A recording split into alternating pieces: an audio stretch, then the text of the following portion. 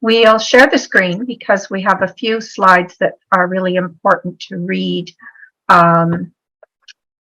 Just a minute. Let's see. There we go. Much easier when we can read as well as listen. So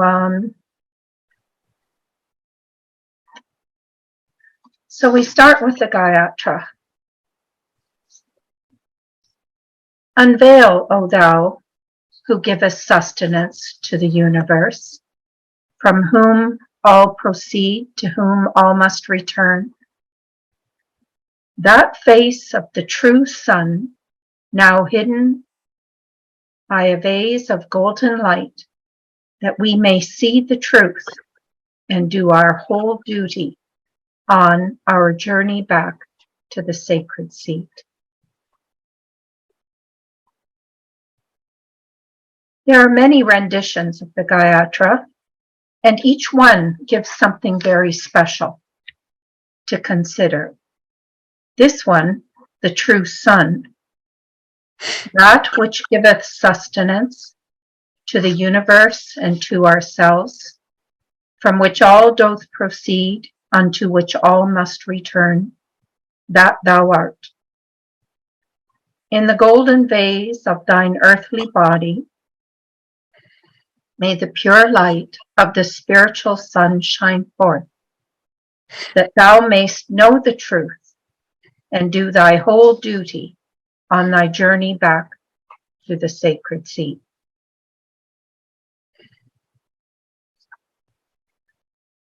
Everything that Theosophy indicates takes us to consider who we are, how did we get here, and what do we do now? If we can realize what this means, we can better understand all the writings as a formula of our own journey into matter. It is the basis of all myths, philosophies, occult sciences, and religions. And three ideas stand out: unity, law, and evolution. So, who are we?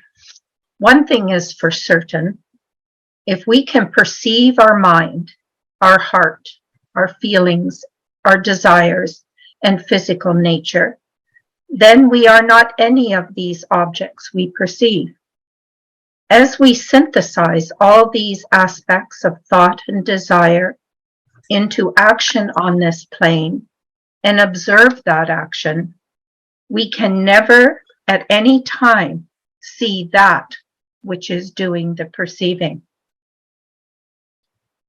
When we get closer to a realization of ourselves as that perceiver, an eternal pilgrim, part of a unity, then we can learn what it means to be in harmony with law and evolve consciously by our own effort. That is a position to be realized, but it is unknowable in its essence. For to know that or self would be a negation of evolution, an end. And we know that evolution has no beginning and no end, often described as an inward and outward breath, a coming periodically into visibility. As we see in the Gayatri, it is a journey back. In other words, a becoming more than what we perceive right now. Over 18 million years, we gathered forces and principles together to create the forms we see now on the visible plane. Some beings did it consciously, some partially aware, and some by natural impulse, but all from the one unifying element.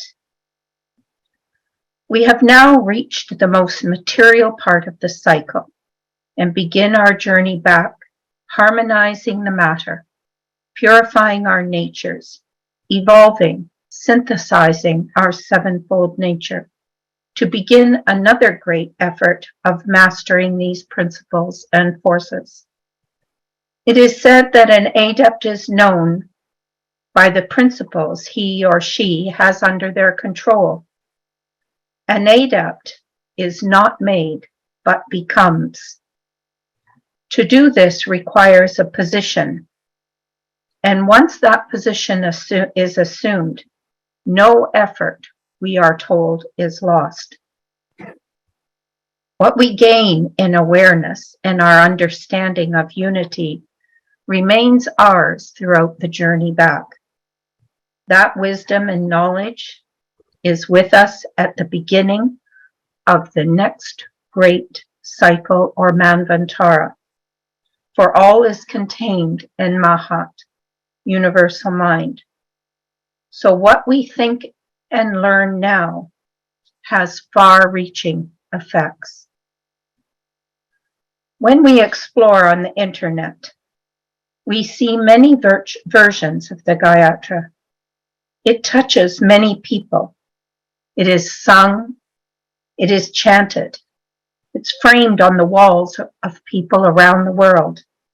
Each version different, yet each one touches us from a different part of our nature, like a diamond or gem with many sides, the same one truth.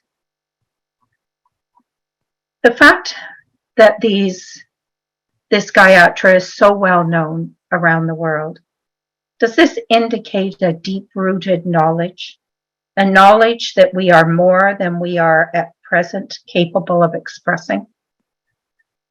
Mr. Judge states that we are always ahead of our current condition, and this indicates a journey of the real part of us, an inner knowing veiled at the present. Seeing the limits of our personalities, we are in a constant battle to adjust and better express. In our sea of humanity, we see everyone doing this from the material plane, with clothes, cars, careers, intellectual pursuits, but all eventually fade as they are created on a plane that is constantly changing. We are told in the voice of the silence that we cannot lift the lower with the lower, but need to analyze and adjust from a steady fulcrum. It then becomes important for us to work with this knowledge. For to know it, we must become it. As we remove the veils of limitation of our feelings of separateness and ignorance, we must pour forth this understanding on all three planes of human life. To refuse to do this, the voice of the silence says, is to turn what we have learned into a stagnant pond. So we reflect our truer understanding into our waking life, dreaming life, and dreamless life, through action and duty, through self-examination and meditation. We can hold the thou art that position, which is beyond all, but having drawn a larger circle includes the other three. Progress is made if we do not retire from this effort to seek for long any refuge in quiet forest or nirvanic bliss. And can we hold that Turiya state unseen within us as we radiate on these three planes? Is it possible that the Turiya state is a stating of being in the world, but not of it? Unveil is a will call Mr. Judge uses. It is like a demand made at a time when all else fails. From a talk by Mr. Wadia, the gem of gems, he says, is it possible in the midst of trouble and turmoil to practice self-control and reach a point of inner calm? This question occurs to so many in these days of inner and outer unbalance, when feeling and thoughts war with each other. And even in fun times and pleasure, it is well to maintain that quiet place so that no opportunity is lost to help those around us or to maintain our study and meditation. So to help in our discussion later, we'll have a few slides here to share. This reading is from the Voice of the Silence.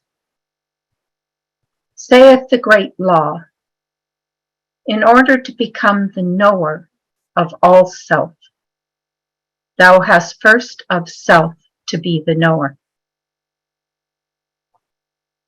To reach the knowledge of that self, thou hast to give up self to non-self, being to non-being, and then thou canst repose between the wings of the great bird. Aye, sweet is rest between the wings of that which is not born nor dies, but is the Om throughout eternal ages. Bestride the bird of life, if thou wouldest know. That which is uncreate abides in thee, disciple, as it abides in that hall, the hall of wisdom. Where is thy individuality, Lanu? Where is the Lanu himself?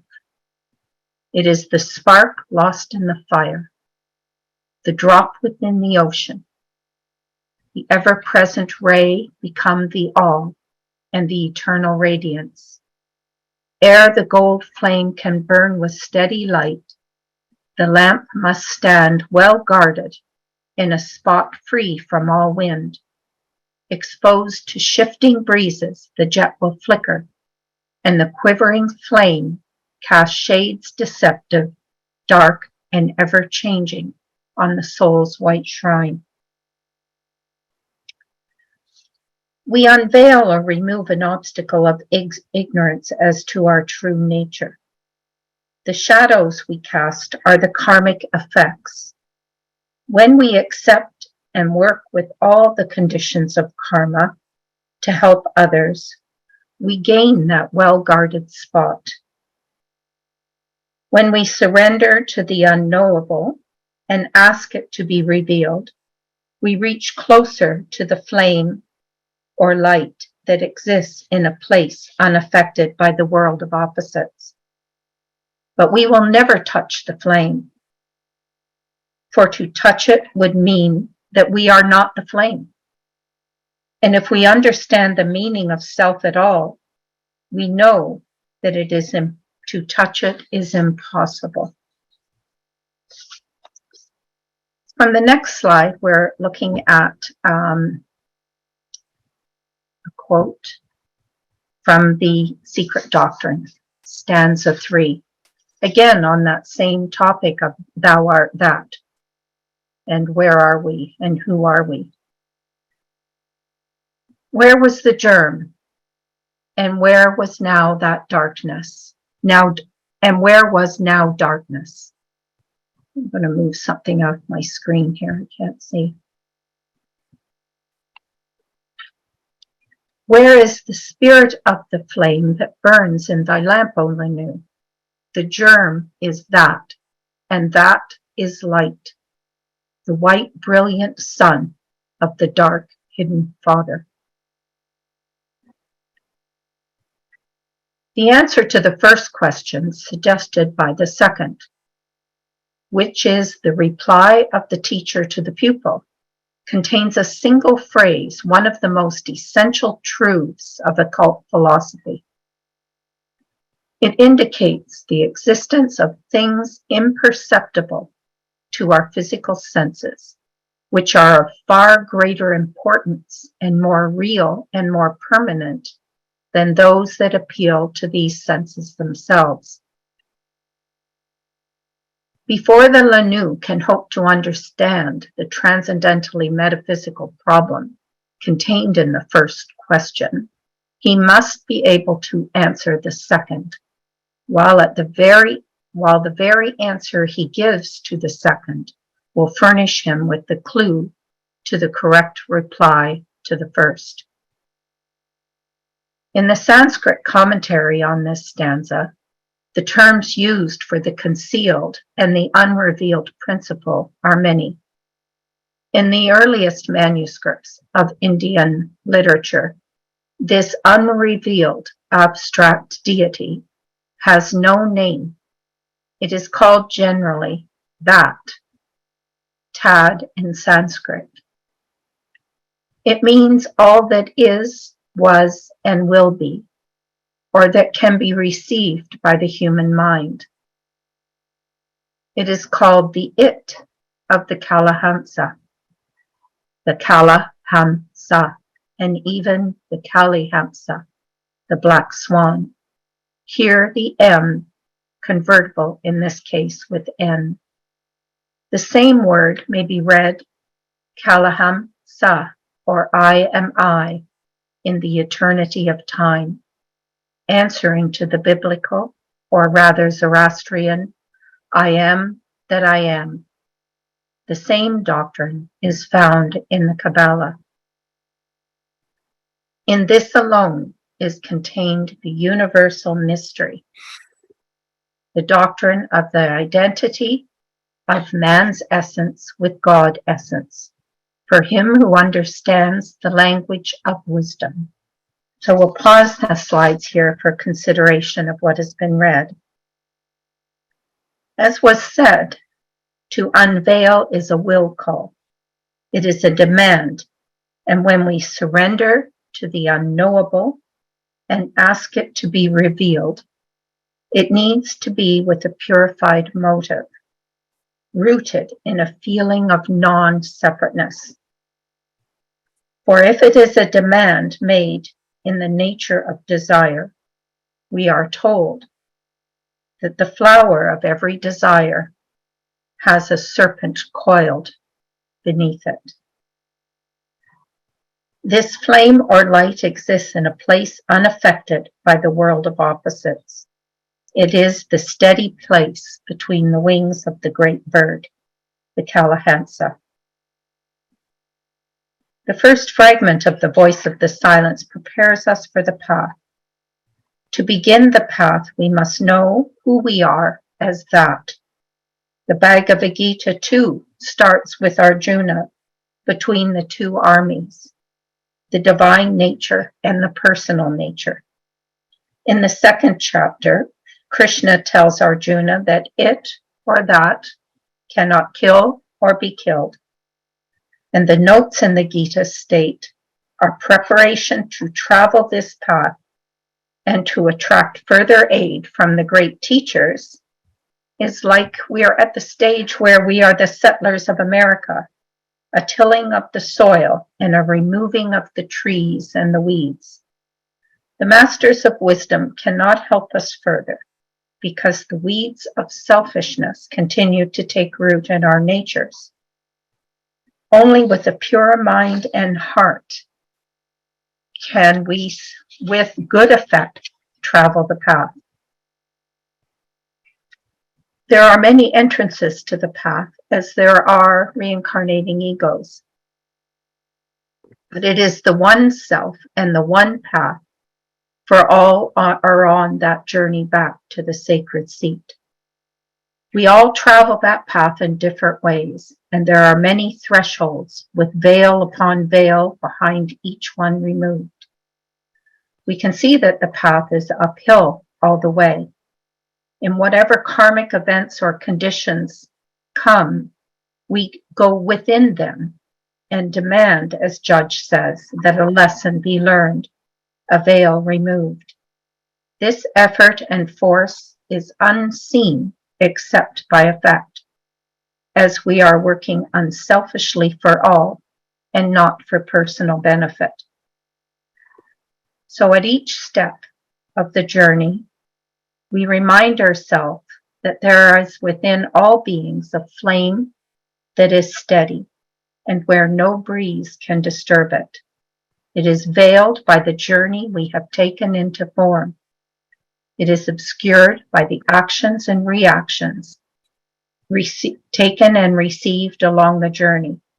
And we have to reach back of these changes by degrees to the changeless self that we are. Another way of considering Thou Art That, in her book, The Esoteric Character of the Gospels, HPB writes that Christ, or Christos, the true esoteric Savior, is no man, but the divine principle in every human being. And while this is who we are, it is not reflected or known at this time. It is like the seed at the bottom of a river.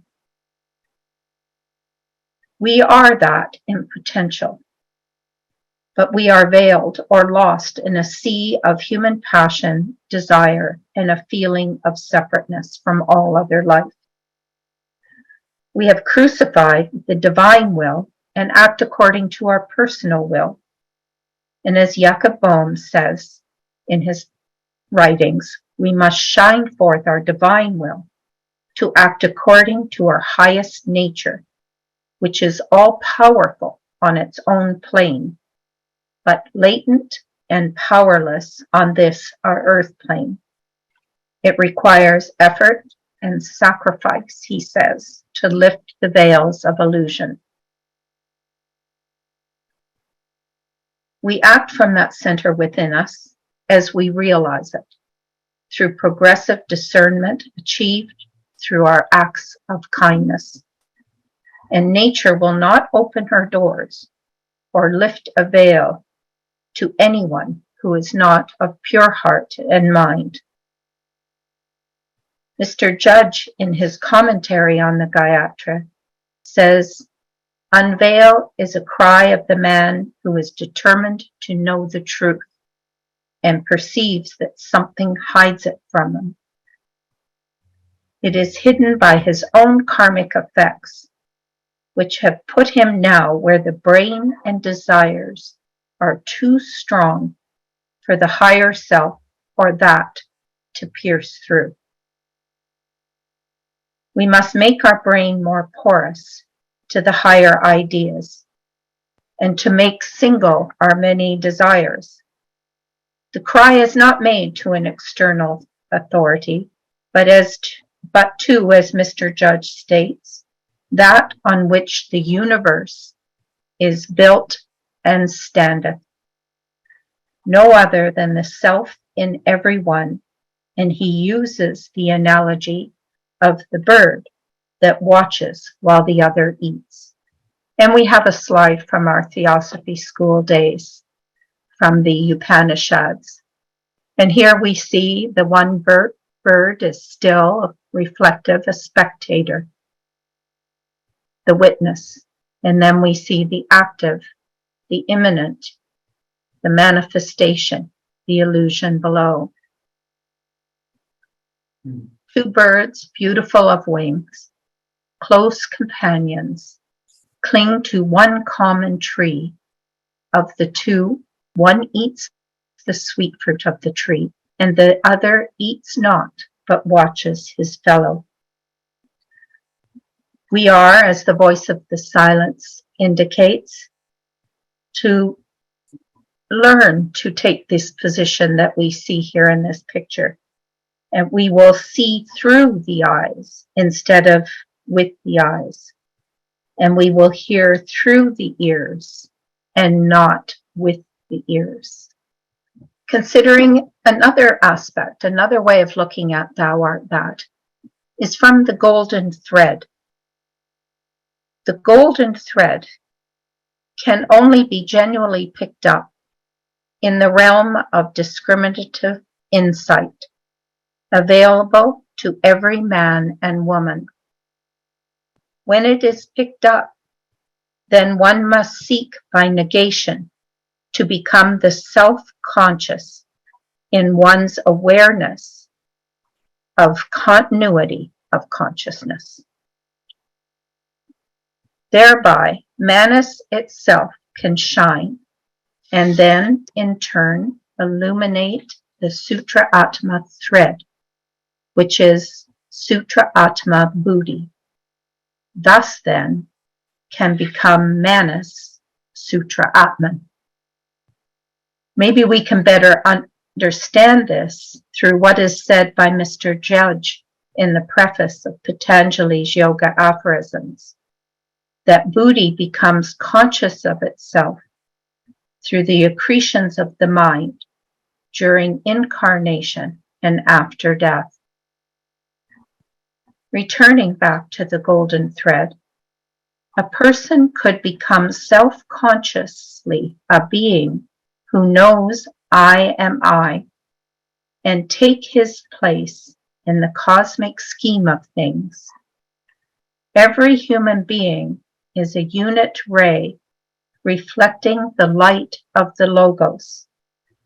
It is the light within which every man is born, according to the Gospel of St. John, and with which he may become resplendent in its fullness. It may be found by all men and women who choose the heroic steps outlined in the Book of the Golden Precepts. And so what are those steps? We see here, shun ignorance, and likewise shun illusion. Avert thy face from world deceptions. Mistrust thy senses, they are false. But within thy body, the shrine of thy sensations, seek in the impersonal for the eternal man, and having sought him out, look inward, thou art Buddha. We can look at a few poets now and see the ways in which they understand this concept of thou art that. And we have the poem Paracelsus by Robert Browning. Truth lies within ourselves. It takes no rise from outward things, whate'er you may believe. There is an inmost center in us all where truth abides in fullness. And to know, rather, consists in opening out a way whence the imprisoned splendor may escape, than effecting entry for a light supposed to be without. And from Shelley, the one remains, the many changes and pass. Heaven's light forever shines, earth's shadows fly. Life, like a dome of many-colored glass, stains the white radiance of eternity. And from The Secret Doctrine, page 240. This central sun of the occultus, which even science is obliged to accept astronomically, for it cannot deny the presence in sidereal space of a central body in the Milky Way, a point unseen and mysterious, the ever-hidden center of attraction of our sun and system. And so here we have the science of it. The Eastern initiates maintain that as the supra-divine essence of the unknown absolute is equally in every domain and place, the central sun is simply the center of universal life, electricity, a reservoir within which that divine radiance, already differentiated at the beginning of every creation, is focused. Though still in a laya, or neutral condition, it is nevertheless the one attracting as also the ever-emitting life center. In the center of a wheel, there is a spot that does not turn at all. It is that upon which the wheel itself turns. In the center of man's nature, I got to the comedy a little quickly. Mm. In the center of man's nature, there is that which evolves not, changes not, manifests not. Because of that, and resting upon that, evolution, change, and manifestation proceed. Man, the being, is the wheel. Man, the source of being, is the center of the wheel. That spiritual nature, which is never affected nor operated upon by any of the cycling. And to end our talk on Thou Art That, we can see this knowledge permeates the thinking of humanity in many degrees and manifests in countless ways. And being aware of this, it is our duty to see it and to aid in the unfolding of that light and its expression in all that lives. And so it helps to have a bit of sense of humor because we've got such a long journey to go. And I shared this with my children. It's a great metaphor from Winnie the Pooh by A. Milne. I ought to say, explained Pooh as they walked down to the shore of the island, that it isn't just an ordinary sort of boat. Sometimes it's a boat, and sometimes it's more of an accident. It all depends. Depends on what? On whether I'm on top of it or underneath it. So thank you. And we hope that we have lots of comments to share.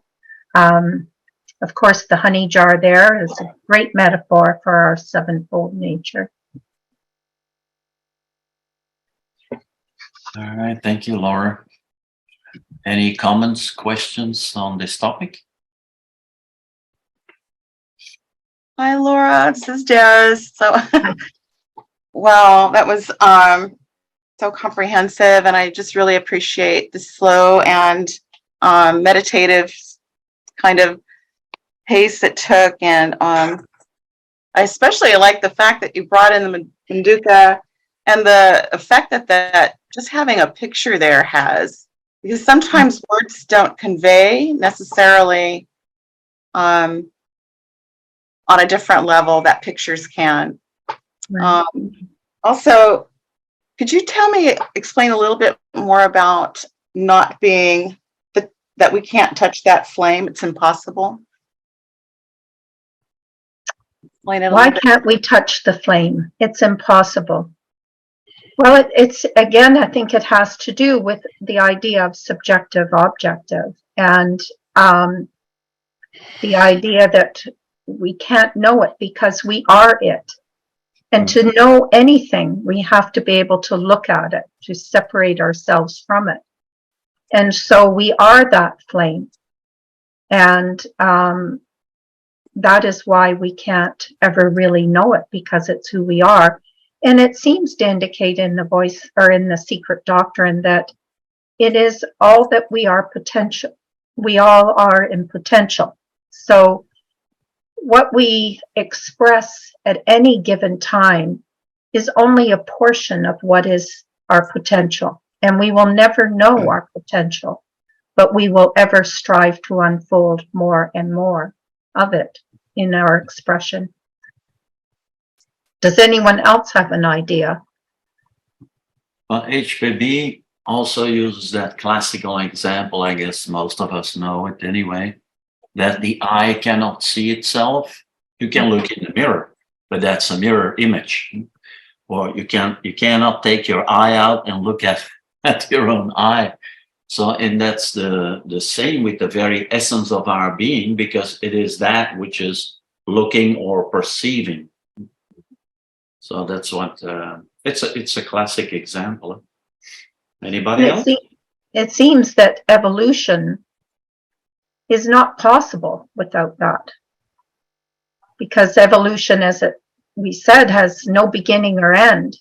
So we will, if we could separate ourselves from that which we are, and then look then touch it, then that would be the end of evolution. That would be the end of becoming. And that's impossible.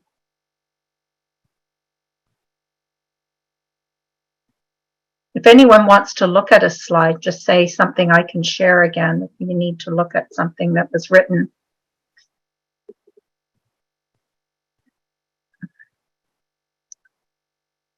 Truth, you have a comment?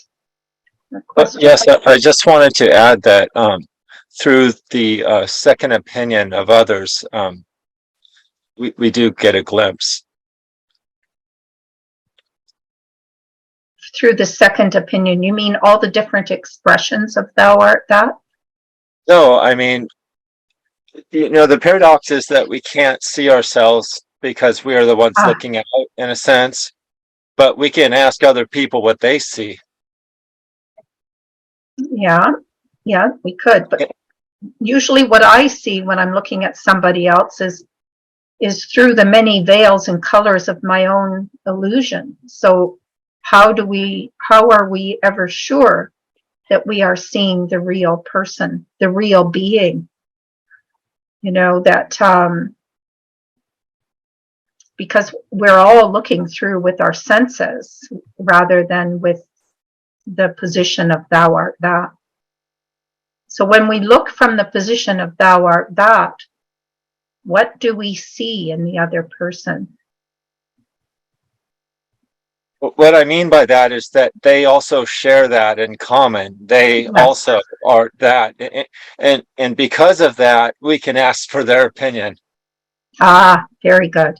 That's the point I'm trying to make. I don't mean to. Yeah. No, that's good. No, that's good.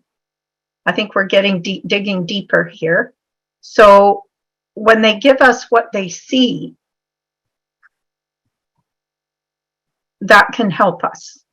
So that's part of the karma too, of not kicking at karma. So when someone gives us a feeling of what they see, we should take it to heart and look at it and study it and think about it and contemplate and use it as we use all karma in that regard. Any other ideas? David? Hi.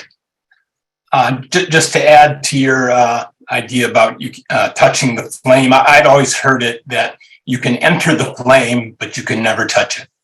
So I just was throwing that in. Mm-hmm. So we can enter the flame, but never touch it.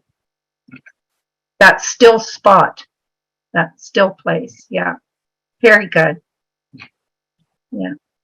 What was remarkable to this student in preparing this and researching it and studying it and contemplating it was how widespread this idea was in so many different writings. That everyone has, most people have this idea that they're more than their personality. There is something there. There's a potential there within them. And that was very interesting to look at and see, and how it's expressed in so many different ways. Desiree? Trying to unmute here. Another thing too is when speaking of subjectivity, you're speaking of the noun and object becoming one through action. It's almost like taking a sentence and you have a noun, a subject, and an object, and this action verb or verbum in the middle. But when those two come together, or when the actor and the action actually become one, it's almost like those two they can't see each. I mean, it becomes the actor or the witness becomes the action itself. Mm-hmm. It can't witness itself separate. And I would think about that in terms of just like dream states, because if it's archetypal, because in our dream states, we kind of do that, don't we? We don't necessarily objectify everything around us in our dream states. We're moving. Mm-hmm. Almost like a passenger in a car looking out the window. Images are going around us, but we're not necessarily tangibly connecting or making decisions. Sorry for the noise in the background. But to me, it almost seems like here the actor and the action are merged. Mhm. Maybe we become action itself. You become action itself. Well, the comment brings to mind two artists, and one is Leonard Bernstein, and he said that when I can make the music out there sound like the music in here, then I am in heaven. And another artist was a dancer, and he was asked why he dances. And he said, because when I dance, I cease to exist. So we see that realization of that thou art, how it can manifest when the object and subject seem to disappear. In that moment. But in those moments of enlightenment, we plowed the field to get to that moment of enlightenment. Now we have to plow the field after. So, and we have to, at each step of awareness, as we remove those veils, we are told that we have to pour forth the knowledge of that onto all three planes of our life, that we can't hold it back. So we have to, whatever we acquire, whatever veil we remove, there's still veil upon veil that has to be removed. And the way to do that is through that idea of service, of action onto these three planes of human life. Through, of course, we purify our dream state through our study and our meditation. And we purify our dream state through the kindness and the acts that we perform and doing our duty. And so, and when we so do that, we can bring back the impressions from the flame, so to speak. Any other thoughts? Truth, did you have another question? Is your hand just still up? You want to unmute for us, Kirk, please? Yep, sorry about that. Thank you, Laura, for a beautiful talk. I was, towards the end of your talk, I was trying to recall where it is in the SD, but I couldn't find it, couldn't remember, couldn't find it. But we recall that there's one point where she's discussing the meaning of Kalahansa. And she makes a really remarkable comment that in order to, because it's such a rich and deep and multi-dimensional symbol, the sevenfold black swan and the sevenfold white swan, etc. She says that in order to understand its, or to begin to penetrate its esoteric meaning, one has to accept that, and I'm paraphrasing, but one has to accept that man or humanity is the representation on earth of the sevenfold logos, and that that is also represented in our planetary system, and that the forces and influences acting through the zodiacal signs and the stars are daily, hourly, moment to moment affecting all that occurs on the earth in both the human and other kingdoms, including the elemental kingdoms. But she says that because people are not ready to accept all that, she's focusing on the more exoteric meaning, which is thou art that, right? And of course that's still very profound, but what it points to is that the whole, teaching regarding the sevenfold constitution of man and the cosmos and the planetary system, the various levels of microcosm, etc., that is also very critical to being able to comprehend, of course, with the secret doctrine, with the ancient, this perennial wisdom is trying to convey to humanity, or that it contains for humanity.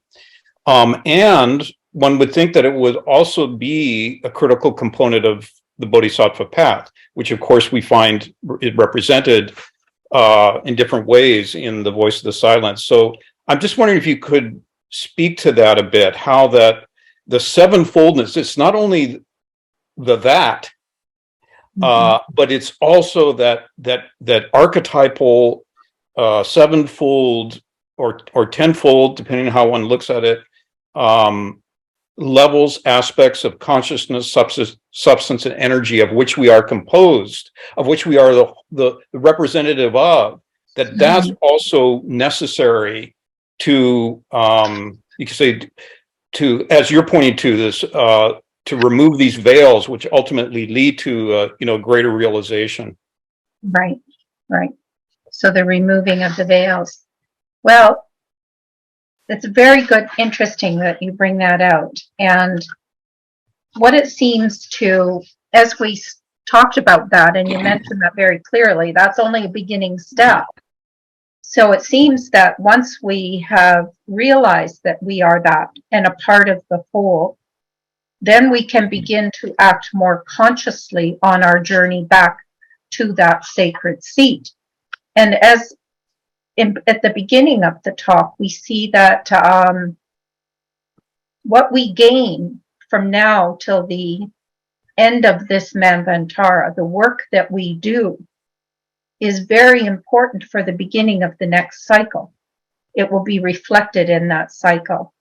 And as the beginning of this Manvantara, there were beings who were very aware of the process, beings like that were somewhat aware, and beings that evolved by natural impulse, each one picking up the threads from the previous Manvantara. And so and from all of that, we see, we can draw a bigger circle around that it is all one evolution of all the beings synthesized together to create the expression that we have here in this Manvantara. Does anyone else have a further idea on what Kirk was sharing with us?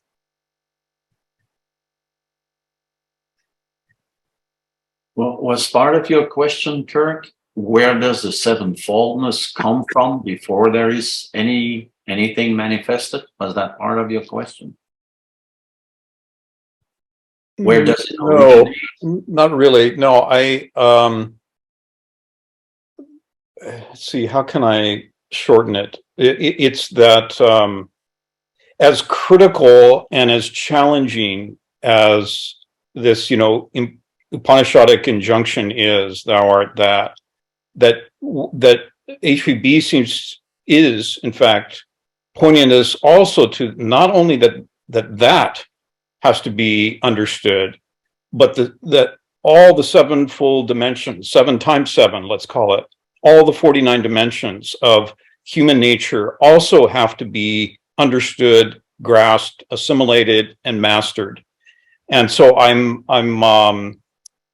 in a universal sense, right? Because it's that which is affecting all of humanity in the very broadest and widest way that we can imagine. So I was just wanting to see how that worked in with Laura's presentation. Or it seemed like maybe that's also, maybe it's something that should be integrated, or how the two integrate. Maybe that's the easier way to place the question. Do we come to a realization of that first, or do we come to a realization of our sevenfold nature first, and that leads to a realization of that thought? What do we think?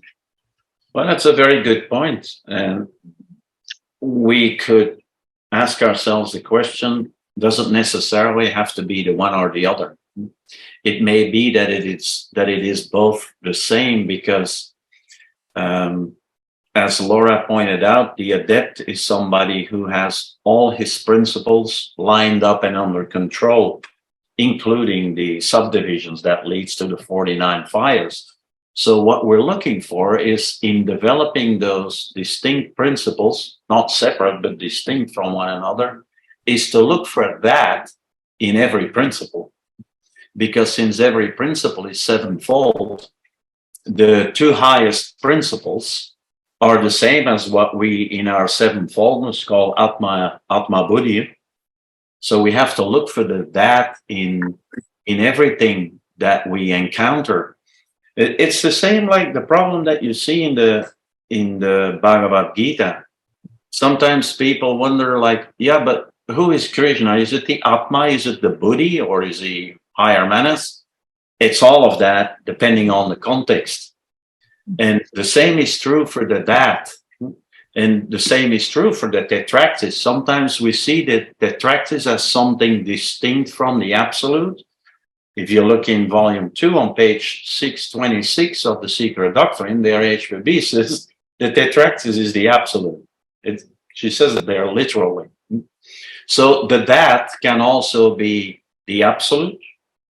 It can be the first logos, the second logos, the third logos, and all the rest that comes out of it, because that it can be a germ, which is then distinct from the absolute, but at the same time, that germ is everywhere, just like the absolute is everywhere, like the point that is everywhere and the circle that is nowhere. So I don't know if that answers your question, or at least approaches it a little bit. So That's it. excellent comments, yeah. Yeah. Does they also at the voice of the silence, whereas we have to hear the 7 sounds and then make them into one Exactly. expression. Yeah, and so it's comments like that, and there's also this, she's quoting Subba Rao, I think, when she says at one point in the SD, where she says that it's only through the logos of one's own nature, each of us being a ray of the dhyanis, but that pathway back has to be taken through that logoic light in order to realize that which is beyond the logos, it seems. But of course, you wouldn't want to separate them, as Pierre is pointing out, that all along the way, also affirming, that absolute unity of which we all are. So thank you. Thank you. Okay, from the lodge there in San Diego, what's the question there? Yes, Laura, thank you. This is Ken. Thank you for that wonderful, Ken, I remember now. Thank you. that wonderful meditative presentation about the Gayatri and about the light and the darkness. I was wondering if you could put back for a moment the slide about the stanza 3 and the 2 questions of the HPB, the question of the Lanu and the darkness and the Father. Yeah. And the reason I ask for that is that at the end, there's a comment about modern astronomy and astronomers. So it seems to me that from those texts about the astronomy, and that astronomers have to admit there's some center in our galaxy. That the cosmic, yeah. Yeah. So the first one is that where's the germ? Where's the darkness? And then it says that the darkness is the progenitor of the sun, which is the light. Right. So I've been puzzling on this of light coming from darkness. Well, first there was darkness as we have this evolution of the cosmogenesis, and then light emerges, and then we get our logos. So here it says the central sun, the occultists. Okay, so I'll put it back. Okay. Yeah, so Trying to those are keep the up 2 with your questions. words here. Okay. And so, yeah, so those are the 2 questions. We got that first. And then the second one is the central sun, which even science is obliged to accept astronomically. So it says it cannot deny the presence in regular space, sidereal space, of a central body in the Milky Way, a point unseen and mysterious. It seems to me that 130 or some odd years before it was decided by modern astronomers that there is a so-called Einsteinian theoretical gravitation idea of a black hole, that there's a black hole at the center of our galaxy. Mhm. And so it seems that at some early time in occultism and with this perennial philosophy, Blavatsky's knew or was taught or was shown and is writing down that there's this mysterious, unseeable, unknowable thing at the center of the Milky Way. And it is darkness, because this black hole is where Einstein's rules of space and time break down. And in that darkness, then there can arise the light, which would be the son of the darkness. So first there's the father, which is the darkness. I think people call it in astronomy, it's a place where the laws of space and time break down, the black hole. So it's a mystery in theoretical mathematical science. But curiously enough, energy can come from a black hole, or if, say, a thought experiment, you were to travel out in space and go into a black hole, because of the nature that light is falling into it, you would then get to see all of history of the whole universe as you go into a black hole, because all of the light would be there. So then you would get to know and experience everything. But then you would disappear as you kind of touch the flame, as it were, which is that it would be the end of everything and the end of the Manvantara. So the idea of not touching the flame is, I think, analogous to not going into an astronomical theoretical black hole. And it seems that modern astronomers have found some evidence that black holes really do exist, because 100 and some odd years ago, it was just a theoretical idea from Einstein's theories of gravitation. Part of that central sun idea, though, too, is seeing it within ourselves. And Mr. Wadia, in one of his articles, and I can't remember the name of it right now, but he quotes Goethe, and he says that all we bring is our strength, energy, and will. And that is kind of like that invisible center of each one of us.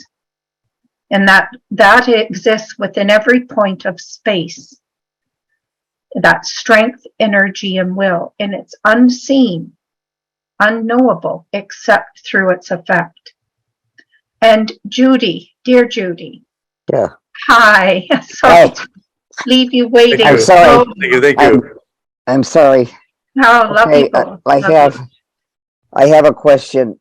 I once had a debate with the great Sufi scholar Said Hossein Nasr, and I was privileged to write an article for the Library of Living Philosophers, and I quoted light on the path at the end, and I said, you will enter the light, but you will never touch the flame. And what I meant by that is that Allah, or Al-Haq, the real in Arabic, is an infinite being, or more than being, cannot express it. And then entering it would be an infinite process. So I meant that, and you gave it a different meaning, that to touch the flame would be different from it. And well, he took exception with my analysis, and because the Sufis, of course, believe in union with Allah. So we had a nice little debate about it. And I wondered if you could comment further on that, how you would resolve this question, because the universe and we have no beginning or ending. Right. So how would we resolve this for Judy with her colleague, with her professor? It's interesting because it's something that each one has to do for themselves. We can't resolve it for someone else, it seems. That goes back to the duty of another. It's each one has their duty to find that unknowable center within themselves and to act from it. And it's not something that can be done with just the intellect. The intellect, of course, gives us lots of good words to use and to express that idea. But it's really something that is unexpressible with the intellect. And so it's a task that is impossible to explain to somebody else and to resolve. Right. Okay, good, and that's not an intellectual resolution. Well, okay, yes, thank you. Yeah. Any other thoughts or questions or ideas come out of thou art that?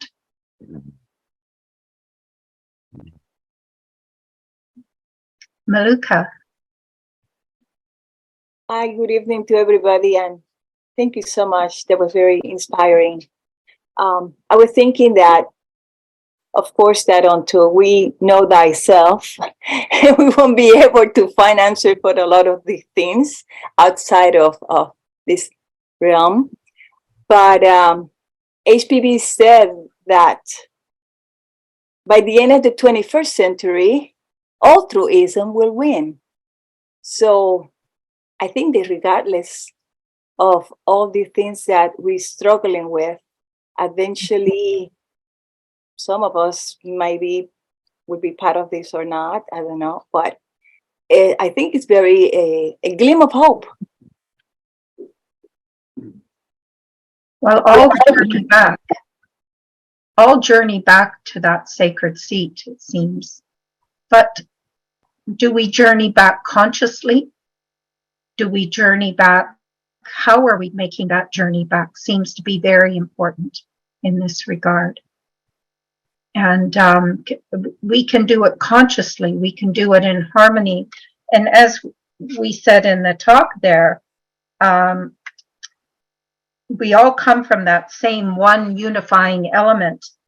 And we have now reached the most material part of the cycle.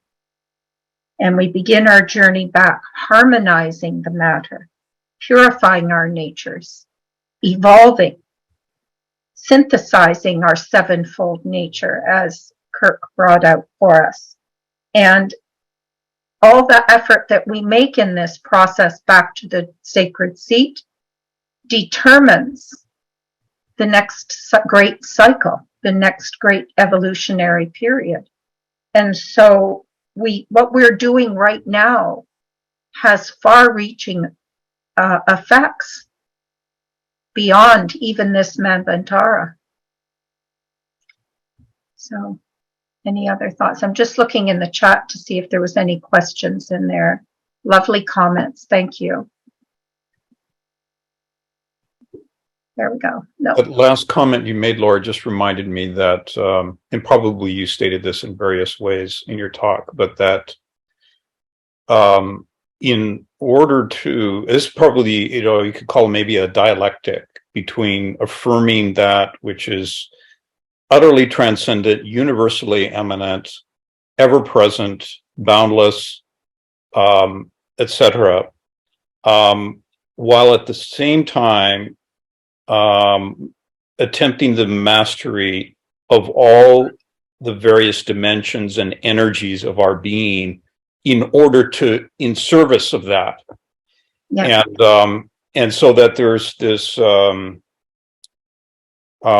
of you could say knowledge growing in it's almost like it's in two directions at the same time, or maybe as I said, a dialectic where one is coming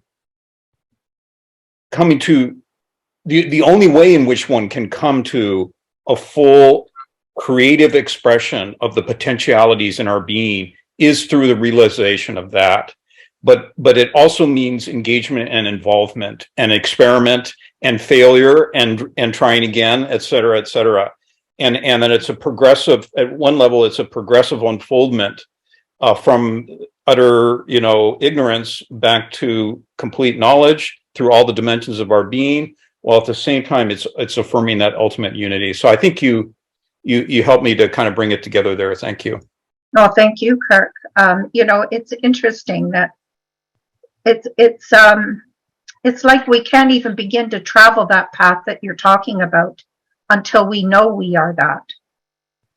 And when we take that position, as is given out in the Bhagavad Gita, in chapter 2, we're now between the two armies, between the divine and the personal.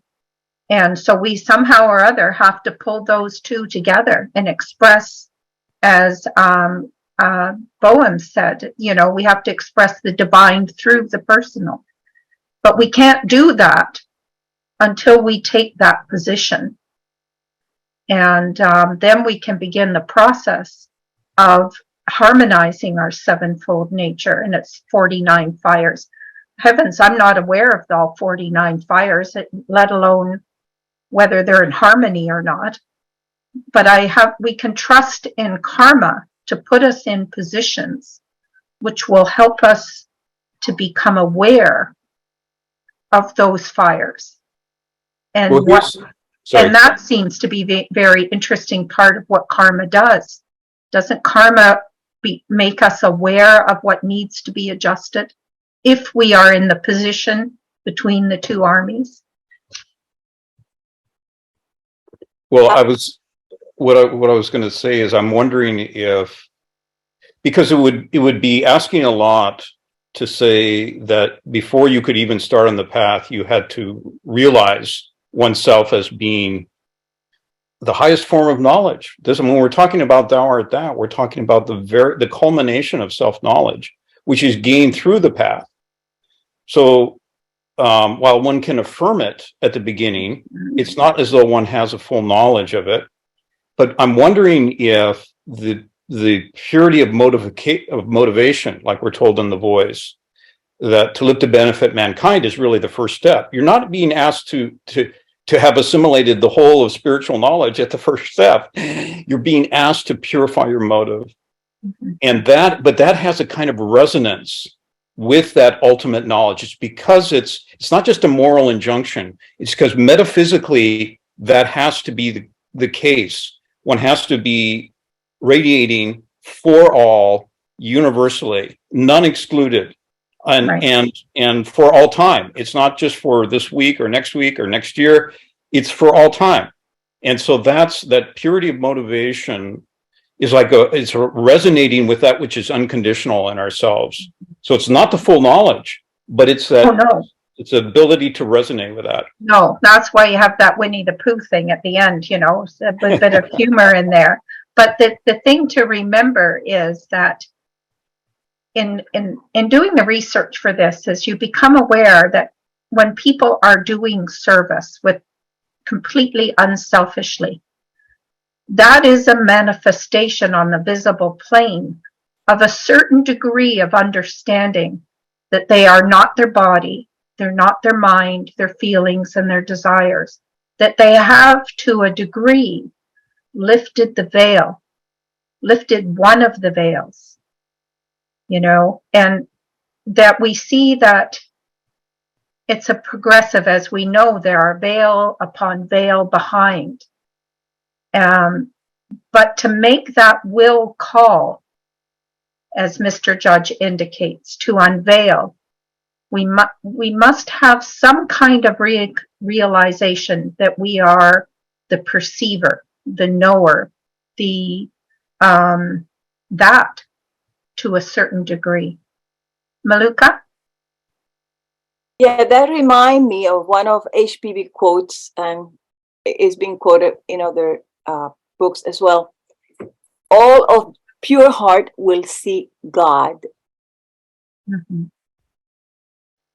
That's right. Thank you, Maluka. Thank you, Maluka. Welcome. Thank you all. Yeah. Any other thoughts? Doesn't it basically come down to the idea that everything is a process? Because you can also not, even if you can have that absolute or higher knowledge, you can't start with a pure motive because you don't have it. So you have to even develop or purify our motives, which in itself is a process. And as the saying goes, success is the sum total of all our failures. But the problem is not the failing, or it's the getting up again. If you go through your knees, that's just fine. That's part of the experience. But you have to get up again. And I think that's where a lot of people fail. That after a while they say, well, it doesn't make any difference. I've tried it 10,000 times and it just doesn't do anything. Well, maybe the next time was the one where they would have seen the progress. So I think that the idea of process that's something that we see in everything that we get from theosophy. You can't just jump from here to, Atma or Bodhi or higher manas all of a sudden in a jump. So everything is evolving, just like the universe itself. Go ahead. Is that why it's important to take whatever success we've had, whatever knowledge we have, and put it to work? Because it's that putting that to work that takes us to the next step, to the next, as you say, the process. The process of becoming. It requires us to put to work whatever it is that we know. And like the Mahatmas pointed out too, over and over again in HPB, says it too. Try, ever keep trying. Even if you fail, keep trying. I think Jim had a comment there. Jim, your hand was Yeah. up. Oh, well, actually, Pierre just said it so succinctly and beautifully. I was just going to mention that if we can't realize the self before we begin, because that's too big a leap, we also can't have the pure motive either before we begin. So that raised the question in my mind, okay, then what?